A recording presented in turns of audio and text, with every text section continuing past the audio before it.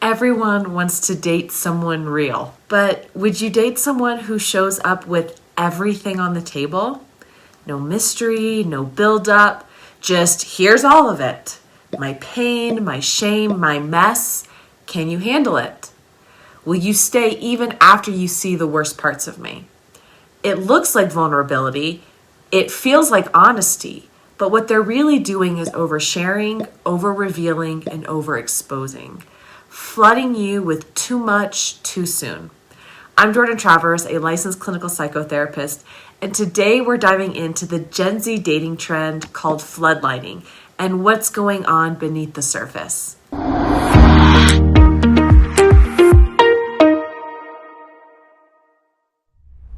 Floodlighting is a term coined by Dr. Brené Brown, a researcher and storyteller at the University of Houston, who spent the last 2 decades studying courage, shame, and empathy. In her words, oversharing, not vulnerability. I call it floodlighting. What started as an insight into vulnerability has turned into a dating trend on social media. Search the term floodlighting and you'll find hundreds of videos, mostly from Gen Z, describing their first dates like emotional war zones. You might think this just seems like some harmless sympathy seeking, weird but nothing earth-shattering. But it's deeper than that, and research backs it up. A 2022 study looked at over 350 adolescent social media users, and what they found was clear. Oversharing wasn't random. It was significantly linked to anxiety, attention-seeking, and social media addiction. In other words, when someone shares something too heavy too soon, it might not be about connection. It might be about panic, regulation, or validation, but it gets worse. A second study found that oversharing isn't just common, it's uncomfortable. Researchers surveyed over 400 college students and found that 60% said that they've unfollowed or unfriended someone because they overshared.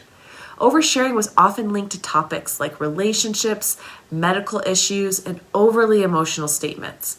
And nearly 94% had witnessed oversharing online. And here's the thing, if you're used to oversharing online, chances are it's spilling into your real life too. Because how we communicate online doesn't stay online. The habits we build behind a screen, disclosing too much, too fast, don't disappear when we sit across from someone at dinner. They carry over. And here's what social media doesn't show you. Where is this really coming from? Some people who floodlight say, well, I just wanted them to know the real me. Or if they couldn't handle that, then they weren't the right person. Or even the right people will stay no matter what I share. If they leave early, then all the better. But when we dig deeper, what they're really saying is, I need proof that they'd accept me. That's the heart of floodlighting. People usually don't overshare because they feel safe. They overshare because they're scared.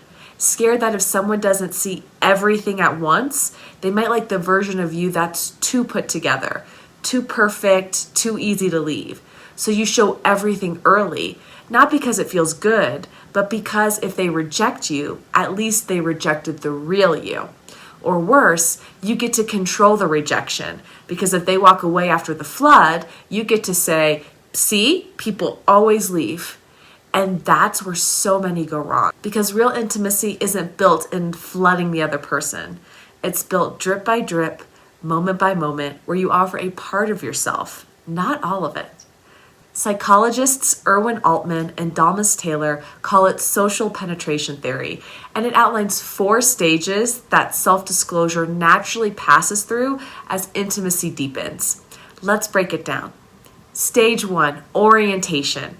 This is surface level. You share safe, socially appropriate things.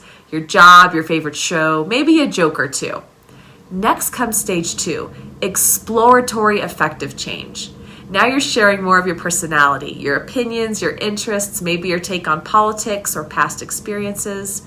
Still public, but more personal. Think casual friends, not soulmate. Stage 3, affective change. This is where intimacy builds. You reveal your fears, your quirks, your inside jokes. Conflict becomes possible. You share stories you wouldn't tell just anyone. It's light and heavy, funny and real. The walls start to drop. And last, stage 4, the stable exchange. This is full openness, your honest, spontaneous, emotionally unfiltered self.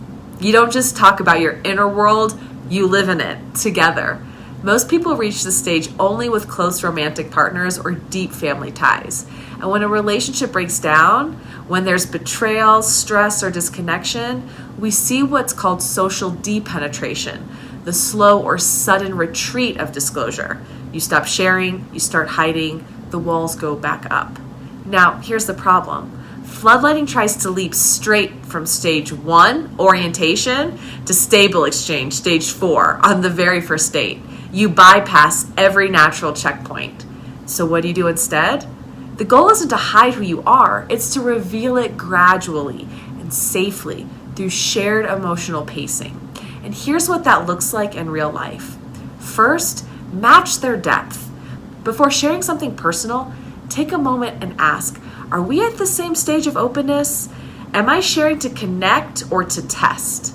If they're still keeping it light, follow their lead. It's not playing games, it's emotional pacing. Another study found that healthy romantic bonds rely on emotional partners influencing and stabilizing each other's emotional states over time. Like two instruments tuning to each other, if you go too fast, you might overwhelm them and they'll start to pull away. Second, match their weight. Every piece of your story has emotional weight, and not everyone is ready or equipped to carry it on day 1. Before you share something vulnerable, ask yourself, have we earned this level of trust yet?